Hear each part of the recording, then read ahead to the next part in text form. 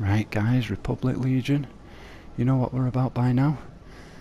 This was a challenge. I was playing a fighter squadron game and a community member, Colton Pox, was waiting to join me, and he suggested a groovy challenge which was to play fighter squadron games, but only gain victories from the cockpit, so from first person mode. And as he suggested this, I just picked up the hero pickup, which in this case was the Millennium Falcon. I thought it was a great idea to go first person. It's not something I personally do often, so I jumped straight into first person, into the cockpit of the Falcon, and that's what you're seeing now. For the first 30 seconds to a minute roughly, I found it very dizzying. I've got to say, I wasn't a huge fan to begin with. After that first minute, there's only three words I can use to describe how it felt. Chewie, we're home. It was incredible. It is awesome, guys. I mean, look at it. It just looks amazing. It really does. I mean, the detail to it is incredible. There's smearing on the glass. It just looks like the cockpit of the Falcon. I mean, I felt like Han Solo. I geek out all the time anyway, I really do. I'm sure you know that by now, but it just looks amazing. I mean, I was struggling, as you can see. I can't even lock onto anybody, but I'm just not used to this first person mode.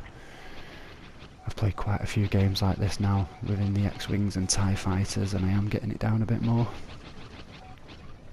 It is a difficult way to fly these craft,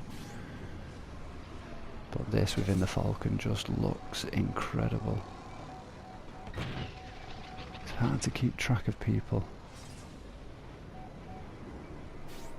So this isn't the actual challenge itself that Colton suggested. I just got excited and recorded this because I was in the Falcon. I'm so glad I did, as when I came to editing this footage, the reason I've uploaded it is at the 5:28 mark. If you all hit the pause button and try and drag the tab ever so slowly, I suggest you do it at 5:27 and drag it into 5:28, because at 5:28, if you haven't flown in the cockpit from this first person mode in the Falcon and recorded the footage, there's a neat little image at the very end.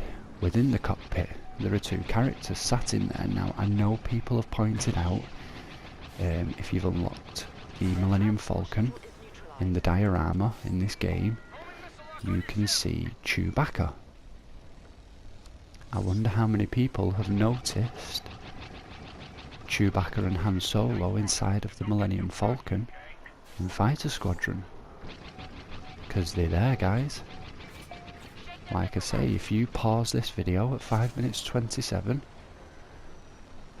and try and drag that tab, because you can try and pause it at 5:28, but I can't guarantee you will see them. If you try and pause it at 5:27 and slowly drag that tab onto 5:28 and towards, yeah, don't go past 5:28 though, into 5:29, because as I say, when I was editing this video on 5:28, you can just see Chewie and Han. There's a shot, because I stayed in the cockpit throughout the entire game here. I didn't win the game. It was a defeat. It is irrelevant at this point. At the end of the game, I was still in the cockpit, and the camera pans back, and as it does, for a quarter of a second. So within that 5:28 second, there are 4 images, and one of those images, for a quarter of a second, you see a 2D version of Han Solo in the left chair on the cockpit, and in the right chair in the cockpit is his bosom buddy Chewbacca. Yeah, it's awesome, guys. I just figure I haven't heard anybody point that out before. I don't know if anybody's seen it, if anybody's clocked it. If not, awesome. There's something for you all to look at.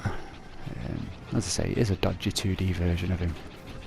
You don't see a front shot, it's just a back shot. It's his head and shoulders, and you can see an arm. You can clearly make out Han Solo to the left, and it is clearly Chewbacca to his right. But yeah, awesome. I got excited when I saw that. I took a screenshot of it, threw it up on the community wall. But yeah, if you haven't tried this from the cockpit, try it guys. Definitely try it inside the Slave one. You can see everything within the Slave one. It's brilliant. Get ready to hit pause.